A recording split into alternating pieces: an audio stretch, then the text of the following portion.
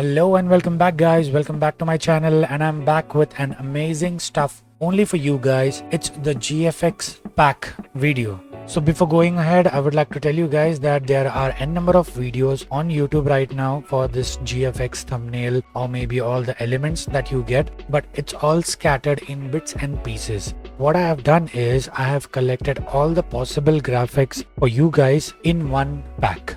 And this video will be divided in 3 videos. So there will be 3 files which will be divided in a minimum MB format so that everybody can download it. And also, before you guys bombard the question in the comment section, how did you make the thumbnail? I made the thumbnail using all the graphics that is available in this GFX pack.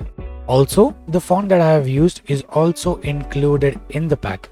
As always, the download link will be a direct Google Drive link which will be mentioned in the description box. So without any further ado, let's see the slideshow of the part 1 of our GFX pack.